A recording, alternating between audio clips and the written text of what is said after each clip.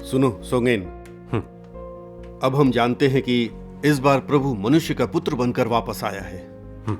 क्योंकि मनुष्य का पुत्र आ गया है और वो साधारण और सामान्य दिखता है, तो हम कैसे पहचानेंगे कि वही देहधारी परमेश्वर है?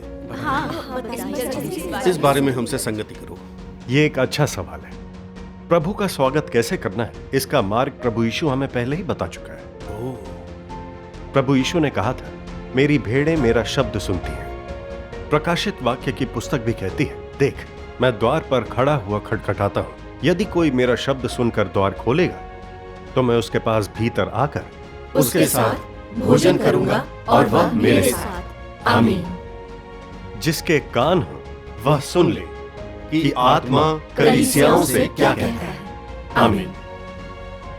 ये वचन हमें बताते हैं कि प्रभु का स्वागत करने का अहम मार्ग है परमेश्वर की वाणी सुनना। परमेश्वर की वाणी।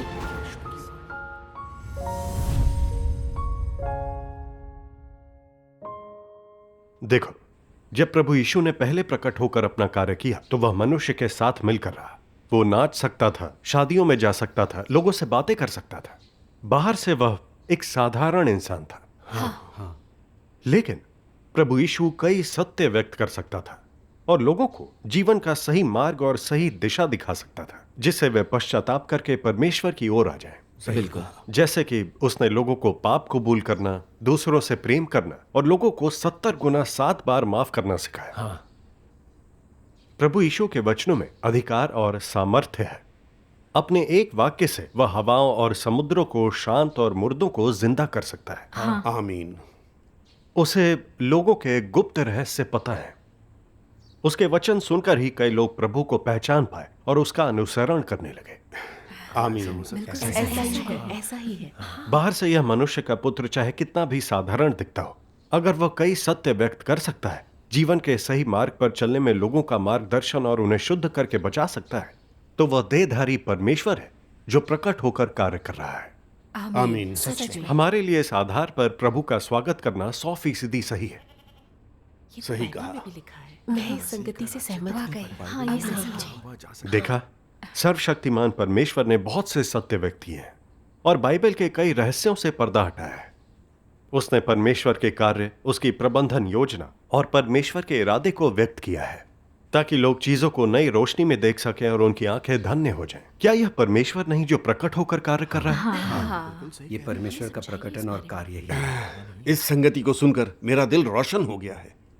परमेश्वर की भेड़ परमेश्वर की वाणी सुनती है और परमेश्वर की वाणी वो सत्य है जो वह व्यक्त करता है, तो वो यकीनन परमेश्वर ही है जो प्रकट होकर कार्य कर रहा है। सही कहा। सिर्फ परमेश्वर ही सत्य व्यक्त कर सकता है, तो जो ये कर सकता है वो निश्चित रूप से लौट कर आया प्रभु ही है। बिल्कुल। प्रभु के स्वागत के लिए परमेश्वर की वाणी सुनना यही सही मार्ग है। हाँ। भाई शू, आप कहते हैं प्रभु के स्वागत के लिए हमें परमेश्वर की वाणी सुननी चाहिए, पर मुझे ये समझ नहीं आते। क्या परमेश्वर के सभी वचन बाइबल में नहीं है? क्या परमेश्वर के वचन बाइबल के बाहर भी हो सकते हैं? बेशक, बाइबल पढ़ना काफी है। क्या सर्वशक्तिमान परमेश्वर के वचनों की जांच करनी ही होगी? मुझे ये जरूरी नहीं लगता। तुम कहते हो परमेश्वर के सभी वचन बाइबल में, पर क्या बाइबल में इसका कोई आधार है? क्या प्रभु यीशु ने ये वचन बोले हैं? प्रभु यीशु ने कहा था, मुझे तुमसे और भी बहुत सी बातें कहनी है, परंतु अभी तुम उन्हें सह नहीं सकते।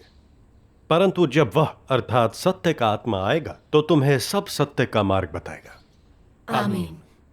जब प्रभु अंत के दिनों में लौटेगा तो कई सत्य व्यक्त करेगा। क्या ये सत्य बाइबल में है? नहीं, शायद नहीं। जब प्रभु यीशु ने हमें अब तक बताया ही नहीं है तो ये बाइबल में कैसे हो सकता है? हाँ। सही कहा। अब बताओ, अगर हम सिर्फ बाइबल पढ़ें तो क्या उन सत्यों को सुन सकते हैं जो प्रभु अंत के दिनों में व्यक्त करता है? लगता है भाई शू, फिर आपने परमेश्वर की वाणी सुनकर प्रभु का स्वागत कैसे किया? हमें इस बारे में बताइए। मैंने सर्वशक्तिमान परमेश्वर के कई वचन पढ़े और फिर मुझे विश्वास हुआ कि उसके सभी वचन सत्य और परमेश्वर की कथन है, तो मैंने उन्हें स्वीकार लिया। प्रभु यीशु ने कहा था कि परमेश्वर की भेड़ परमेश्वर की वाणी सुनेगी। इन वचनों में जरा सा भी झूठ नहीं है। जरूरी यह नहीं कि तुमने कितने समय से विश्वास किया या तुम्हें बाइबल का कितना ज्ञान है। जरूरी यह है कि क्या तुम सत्य से प्रेम कर इसे खोज सकते हो। हाँ। अगर लोग दिल और आत्मा से परमेश्वर के वचन सुने तो उन्हें पता चलेगा कि परमेश्वर के सभी वचन सत्य हैं, उनमें अधिकार और सामर्थ्य है और यह वास्तव में परमेश्वर की वाणी है। सही कहा। उन्हें यह भी एहसास होगा कि सर्वशक्तिमान परमेश्वर और प्रभु यीशु के वचन एक ही आत्मा ने बोले हैं। दोनों में एक जैसा अधिकार और सामर्थ्य है। हाँ, जैसे कि प्रभु यीशु ने कहा था, जो मुझसे हे प्रभु कहता है, उनमें से हर एक स्वर्ग के राज्य में प्रवेश ना करेगा, परंतु वही जो मेरे स्वर्गीय पिता की इच्छा पर चलता है। आमीन। और सर्वशक्तिमान परमेश्वर क्या कहता है, मैं पढ़कर सुनाता हूं। बढ़िया। मैं प्रत्येक व्यक्ति की मंजिल, उसकी आयु, वरिष्ठता और उसके द्वारा सही गई पीड़ा की मात्रा के आधार पर तय नहीं करता, और जिस सीमा तक वे दया के पात्र होते हैं उसके आधार पर तो बिल्कुल भी तय नहीं करता, बल्कि इस बात के अनुसार तय करता हूं कि उनके पास सत्य है या नहीं। इसके अतिरिक्त अन्य कोई विकल्प नहीं है। तुम लोगों को समझना चाहिए कि जो लोग परमेश्वर की इच्छा का अनुसरण नहीं करते वे दंडित किए जाएंगे। यह एक अडिग तथ्य है। इसलिए जो लोग दंडित किए जाते हैं वे सब इस तरह परमेश्वर की धार्मिकता के कारण और अपने अनगिनत बुरे कार्यों के प्रतिफल के रूप में दंडित किए जाते हैं। यदि तुम अंत के दिनों के मसीह द्वारा प्रदान किया गया जीवन का मार्ग नहीं खोजते तो तुम यीशु की स्वीकृति कभी प्राप्त नहीं करोगे और स्वर्ग के राज्य के द्वार में प्रवेश करने के योग्य कभी नहीं हो पाओगे, क्योंकि तुम इतिहास की कठपुतली और कैदी दोनों ही हो। आमीन। आमीन। ये वचन अद्भुत है। हाँ। जब मैंने इन्हें पढ़ा तो लगा यह परमेश्वर ही बोल रहा है। आमीन। मसीह ही प्रभु और स्वर्ग के राज्य का राजा है। स्वर्ग के राज्य में कौन प्रवेश कर सकता है और उसे किन मानकों पर खरा उतरना चाहिए, यह रहस्य सिर्फ परमेश्वर जानता है। सिर्फ वही उन पर स्पष्टता से बात कर सकता है। बिल्कुल। आमीन। प्रभु यीशु ने लोगों को स्वर्ग के राज्य में प्रवेश के लिए शर्तें और मानक बताए थे, और अंत के दिनों में सर्वशक्तिमान परमेश्वर ने सभी सत्य व्यक्त करके हमें अनंत जीवन का मार्ग दिया है। जो सर्वशक्तिमान परमेश्वर के सत्यों को स्वीकार कर समर्पण करते हैं वे स्वर्ग के राज्य में प्रवेश पा सकते हैं। आमीन। प्रभु यीशु और सर्वशक्तिमान परमेश्वर के वचन दोनों ही सत्य और परमेश्वर की वाणी है। यह एकदम सच है। सिर्फ परमेश्वर ही स्वर्ग के राज्य के रहस्यों से पर्दा हटा सकता है। हाँ, मैंने यह भी देखा कि सर्वशक्तिमान परमेश्वर के वचनों में वही अधिकार और सामर्थ्य है जो प्रभु यीशु के वचनों में था। प्रभु यीशु ने कहा था, मैं तुमसे सच कहता हूं कि जब तक ये सब बातें पूरी न हो लें तब तक इस पीढ़ी का अंत नहीं होगा। आकाश और पृथ्वी टल जाएंगे परंतु मेरी बातें कभी न टलेंगी। आमीन। सर्वशक्तिमान परमेश्वर कहते हैं, मैं ही आदि हूं और मैं ही अंत हूं। मैं ही पुनर्जीवित और संपूर्ण एकमात्र सच्चा परमेश्वर हूं। मैं तुम लोगों के सामने अपने वचन बोलता हूं और जो मैं कहता हूं तुम लोगों को उस पर दृढ़ता से विश्वास करना चाहिए। स्वर्ग और पृथ्वी टल सकते हैं लेकिन मैं जो कहता हूं उसका एक अक्षर या एक रेखा भी कभी नहीं टलेगी। यह याद रखना, इसे याद रखना। मेरे बोल चुकने के बाद एक वचन भी कभी वापस नहीं लिया गया है और प्रत्येक वचन पूरा होगा। इन सभी नई चीजों का प्रकटन और जन्म सृष्टिकर्ता के अधिकार और सामर्थ्य का प्रमाण था। वह अपने वचन का पक्का है और उसका वचन पूरा होगा, और जो वह पूरा करता है वो हमेशा रहता है। यह तथ्य कभी नहीं बदला। ऐसा ही यह अतीत में था, ऐसा ही यह आज है और ऐसा ही यह अनंत काल तक रहेगा। आमीन। आमीन। आमीन। सर्वशक्तिमान परमेश्वर के वचनों में कितना अधिकार है। बिल्कुल। सच में है। सर्वशक्तिमान परमेश्वर और प्रभु यीशु के वचनों में परमेश्वर के वचनों का अधिकार है। इससे साबित होता है कि इन्हें एक ही आत्मा ने व्यक्त किया और इनका स्रोत भी एक ही है। हाँ। सही सही कहा। कहा। परमेश्वर के अलावा किसकी हिम्मत जो कहे कि उसके वचन कभी नष्ट नहीं होंगे। कोई भी नहीं। हाँ, परमेश्वर का एक ही आत्मा है और सिर्फ एक ही परमेश्वर है। यह परमेश्वर ही है जो सृष्टिकर्ता की पहचान के साथ बोल रहा है। सच में ऐसा ही है। मुझे भी लगता है। यह परमेश्वर की वाणी पहचानने का काफी सटीक तरीका है। सर्वशक्तिमान परमेश्वर के वचन प्रभु यीशु के वचनों जैसे ही हैं। उनमें अधिकार और सामर्थ्य है और वे कई रहस्यों का खुलासा कर सकते हैं। उनका स्रोत वाकई एक है दोनों ही परमेश्वर का आत्मा है जो कार्य कर रहा है। आमीन आमीन। बिल्कुल, मैं कह सकती हूँ कि सर्वशक्तिमान परमेश्वर और प्रभु यीशु के वचन सत्य हैं और एक परमेश्वर द्वारा बोले गए हैं। हाँ, सच में मैं भी ये कह ऐसा सकती ही हूँ। है। बाइबल में ये लिखा हुआ जा सकता ये मुझे परमेश्वर की वाणी क्यों नहीं लगती? क्या ये मनुष्य की शब्द नहीं है? मेरे हिसाब से बाइबल के वचनों में सबसे ज्यादा अधिकार है। सिर्फ बाइबल में दर्ज वचन ही परमेश्वर के वचन हैं। आमीन। मुझे समझ नहीं आ रहा, ये तो मनुष्य के शब्द ही हैं। इसे परमेश्वर की वाणी क्यों बता रहे हैं? वाकई मनुष्य ऐसे वचन नहीं बोल सकता। ये परमेश्वर की वाणी है। जब प्रभु यीशु ने प्रकट होकर कार्य किया तो उसने कई वचन बोले। क्या ये वचन पुराने नियम में दर्ज थे? नहीं। सही कहा, वो पुराने नियम में दर्ज नहीं थे। मगर प्रभु यीशु जो सत्य व्यक्त करता है उन्हें नकारा नहीं जा सकता। सत्य से प्रेम करने वाले ही प्रभु यीशु के उपदेश सुनना पसंद करते थे और उसका अनुसरण कर पाए। यह पर्याप्त सबूत है कि परमेश्वर की भेड़ उसकी वाणी सुन सकती है।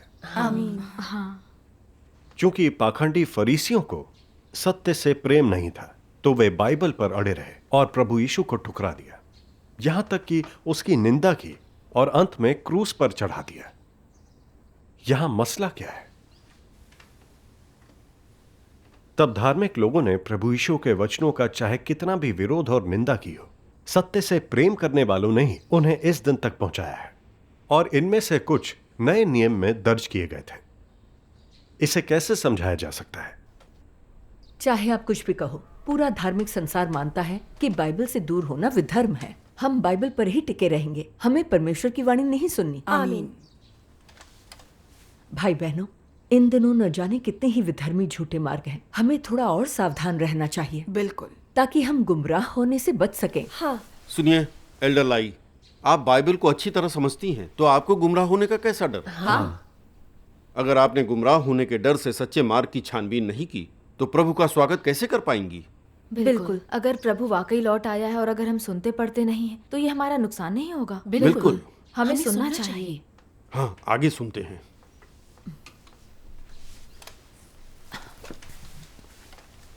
सोंगेन, आगे बताओ। जब से मैंने सर्वशक्तिमान परमेश्वर में विश्वास करना शुरू किया, मैंने रोज उसके वचन पढ़े और मेरा दिल पहले से बहुत रोशन हुआ है। वचन देह में प्रकट होता है, बहुत मूल्यवान पुस्तक है। अंत के दिनों का मसीह जिस अनंत जीवन का मार्ग बताता है वह इस पुस्तक में है। इससे मैं न सिर्फ अपनी धारणाओं, कल्पनाओं और भ्रष्ट स्वभावों को पहचान पाया, बल्कि यह भी देखा कि परमेश्वर मानव जाति को कैसे शुद्ध करता और बचाता है, और मुझे कई सत्य समझने में मदद मिली। इससे पहले प्रभु में विश्वास के दौरान मैं दूसरों को सहनशील और धैर्यवान होने और दूसरों से प्रेम करने को कहता था, पर खुद कभी इन्हें अभ्यास में नहीं ला सका। मैं अक्सर झूठ बोलता, धोखा देता, लोगों से ईर्ष्या और नफरत करता था। सही है। खासकर मेरे भ्रष्ट स्वभाव बेहद गंभीर थे। मैं अहंकारी और दंभी था और किसी की नहीं सुनता था।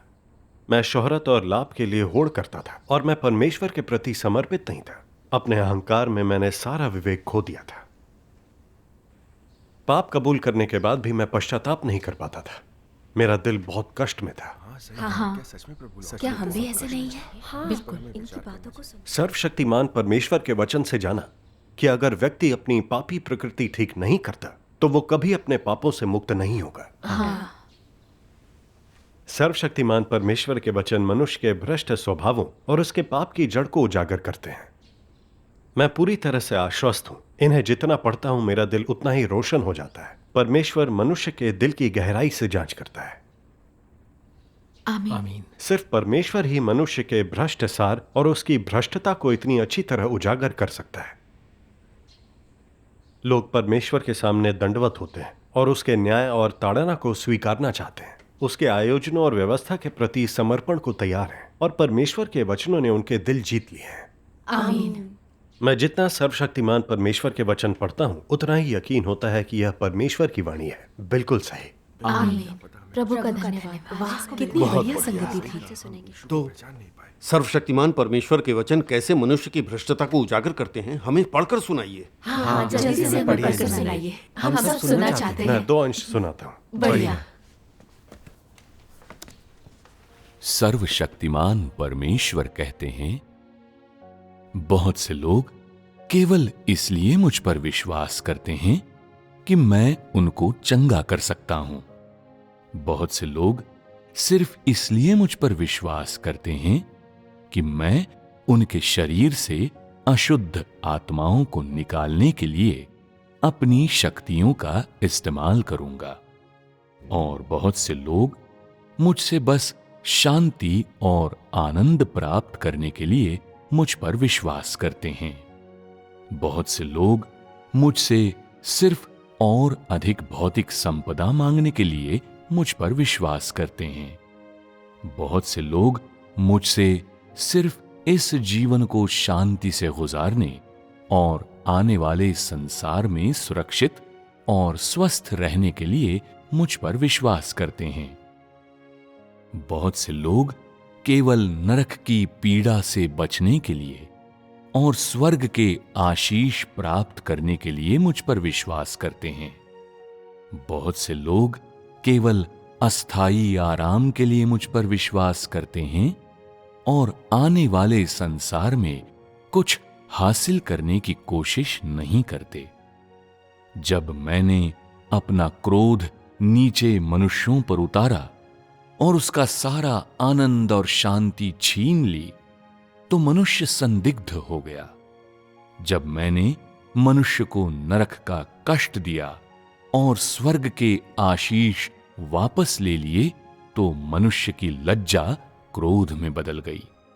जब मनुष्य ने मुझसे खुद को चंगा करने के लिए कहा, तो मैंने उस पर ध्यान नहीं दिया और उसके प्रति घृणा महसूस की, तो मनुष्य मुझे छोड़कर चला गया और बुरी दवाइयों तथा जादू टोने का मार्ग खोजने लगा।